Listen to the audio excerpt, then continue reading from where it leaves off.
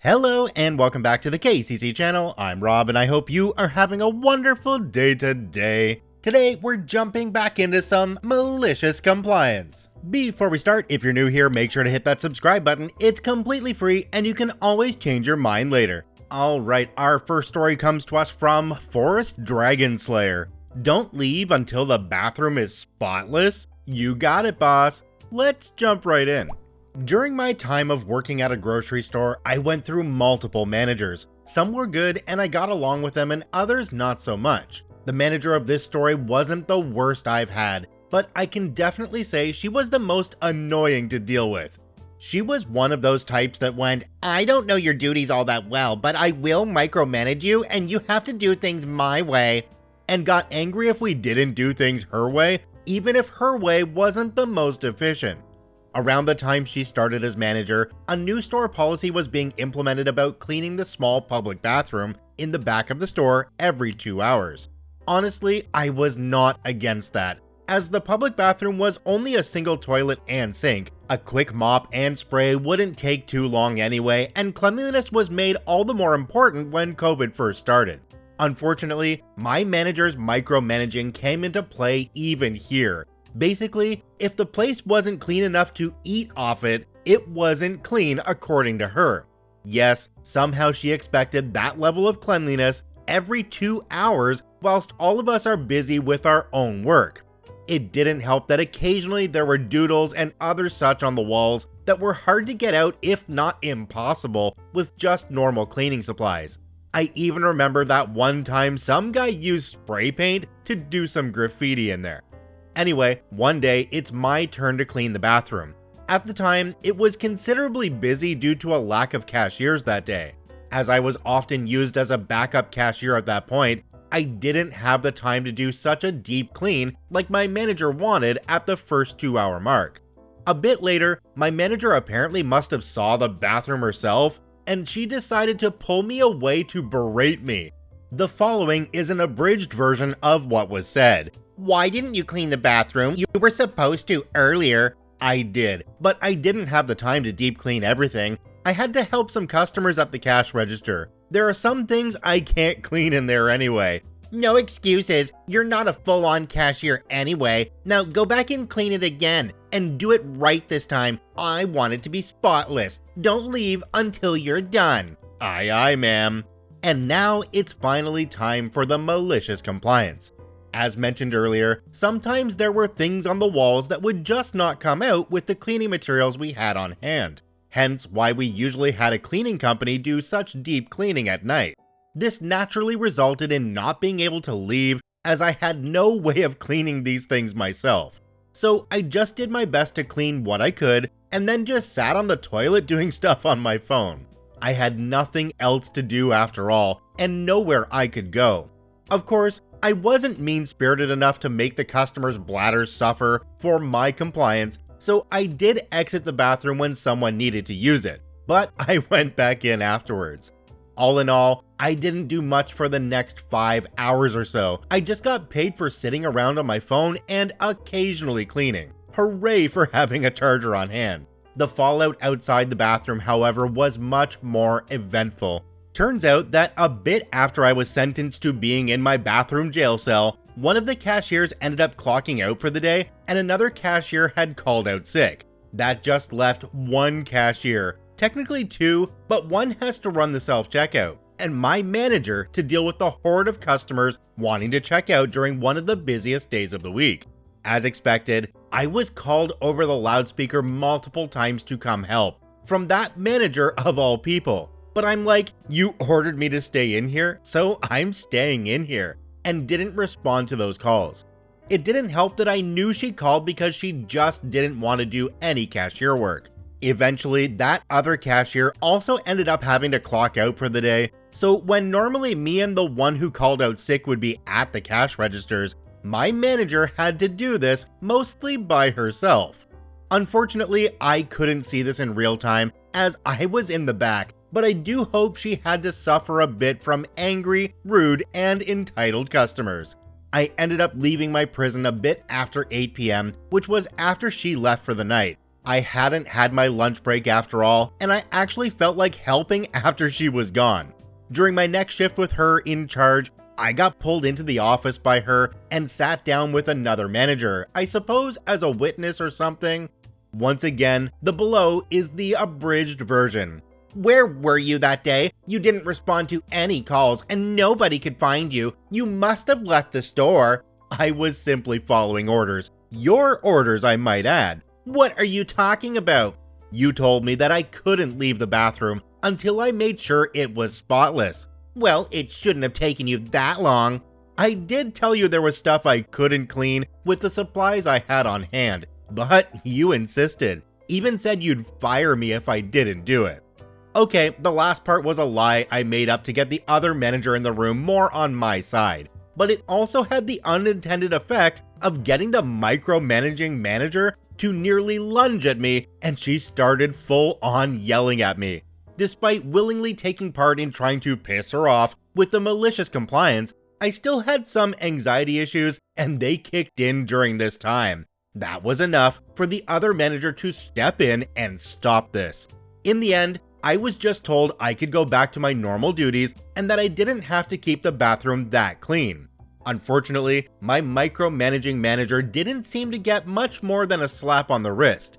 To be fair, it made sense as she didn't do much else besides yell at me, and there was no physical altercation.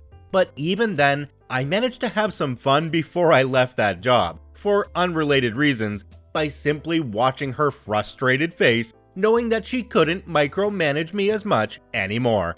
Jumping down to the comment section on this one, we have one from a user called Voluntold9276. It says, "Good story. If only you had known that only employees trained in biohazardous waste removal could be asked to clean a bathroom, you could have just said no when asked by micromanager, but then you wouldn't have this story to tell." OP responded to this comment and said, I did not know that. Then again, biohazard training could have been part of my employee training, and I completely forgot since it's been a few years since I left. Even then though, the original task was simply mop the floor and make sure the bathroom isn't overly dirty. My manager was the one who decided to crank that up to insane levels. Now, I believe I've told this story before, but this one brings me back to my time being a front-end service clerk at a grocery store when I was 16 years old. Now, I got called front-end service clerk to the back bathroom for a cleanup, and when I walked into that washroom, there was feces everywhere. And I mean everywhere. We're talking all over the floor, on the walls, even on the painting on the wall. I'm not sure how that happened. After bringing a couple more people in to see the carnage, we decided to grab the sanitation hose that was in the meat department, which happened to be right next to the bathroom, dragged it over to the bathroom, and sprayed that whole darn thing down. That painting would never be recovered, but the bathroom did get clean. Although I'm not quite sure how many rules we broke, and I'm glad the health department never heard of what we did. This next story comes to us from Upstairs Worker 6936. Sure, keep planning my hours instead of listening. Let's jump right in. Alright, after being a long-time lurker on this sub, I have something good and very recent to contribute. Doing this from a new account because of obvious reasons. English is not my first or second language, so bear with me. It's going to be a long read, but hopefully worth your time. My employer is a major international player. I work for the national branch of this company in my country. Being employed here for 7 years now, and I love the work and my coworkers. I went from operator to instructor to my current position of shift lead. Basically, besides normal operator work, I make sure everyone can do their job, and if not, I troubleshoot. The employer, well, it's a large company with 10,000 plus workers nationally, globally way more. Cold and distant, I'd describe it. I work in an environment with around 55 coworkers in various shifts that complement each other, designed to keep things running smoothly 24/7, all day, every day. Planner gives you your shifts 5 weeks in advance, and these are set in stone, so people can plan their social life accordingly. There are peaks every day, which means a better populated shift is necessary. Currently, like most of the world, there is a worker shortage, or a shortage of good employers. Whatever way you look at it, I should be having 80 coworkers instead of 55.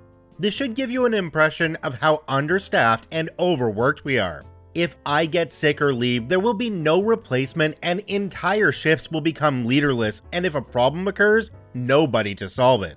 This department I work in is supported by around the same number of staff like administration, technical, IT, etc. that work 5 days a week from 8:30 till 5. No weekends, no holidays. Now, this 24/7 environment is really killing my social life, my hobbies, and has me feeling like I live to work instead of working to live.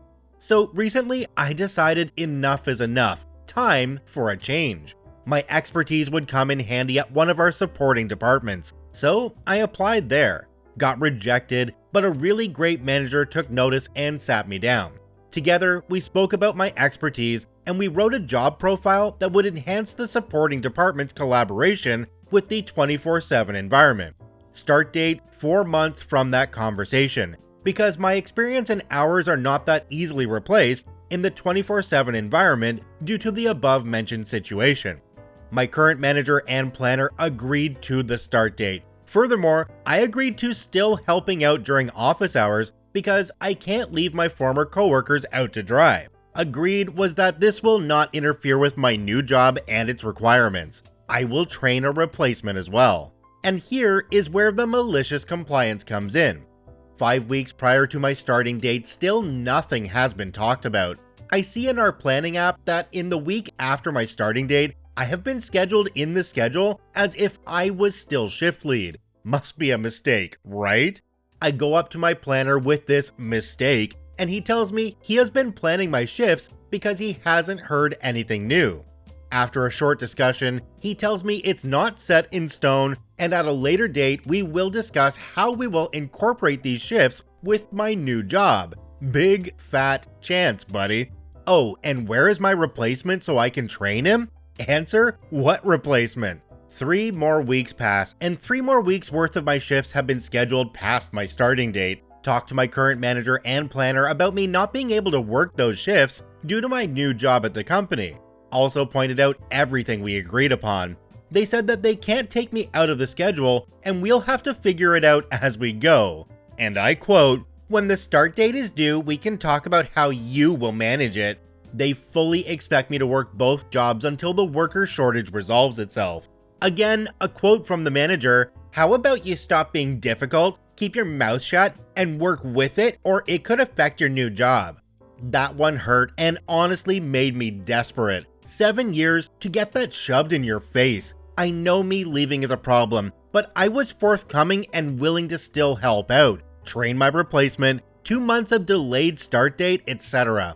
At this point, I believe I'm living in a different reality. In what world is all of the above a good idea when I have everything in writing and you still haven't done anything to replace me or my hours? I'm not about to let my new job suffer due to this idiocracy. At this point, I'm living with the dilemma of quitting both jobs and finding a new one, or suffering this situation for a while since I have this perfect job waiting for me. So I start job hunting to keep my sanity. OP added a quick edit in here. It says, edit, I also started getting all the paperwork ready for malicious compliance. Agreements that were written, confirmed, signed via mail, etc. Like, this is what we agreed and signed, not 2 full-time jobs. I received my contract shortly after, and oh yeah, sweet baby of whatever you believe in, I see it listed with a different company. You know how it is with huge companies, different entities within that company. After some digging, I find out that it certainly isn't the same holding as I'm working with now. I questioned my new manager about this, and all supporting departments are under a different holding than our 24/7 department for tax benefits. Basically, on paper, I'm getting a new employer. The planner and the old manager haven't accounted for this. It means that when the contract starts, the other one is void. All these scheduled shifts past the starting date of the new contract are contributed by a shift lead that is working at a different company. I'll keep my mouth shut, idiots. So whilst typing this, my start date is 6 days behind me. The fallout. I fully well realized that the 24/7 department and the supporting departments would be hurting if I decided to not work a single shift after my start date. I said earlier that I love the work and my coworkers, so I won't drop them in the crap completely. I still wanted the people that failed my coworkers to feel the fruits of their not executed labor. So at the start date, I got a call from the old manager while sitting beside my new manager. Perfect. Why the heck I wasn't doing my shift that started at 6 a.m. Explained everything and suggested we meet right away and figure something out. So me, the planner, and both managers sat down. The meeting went through the following stages: anger, more anger, subsided anger, cries for help, tears of sweet, sweet despair.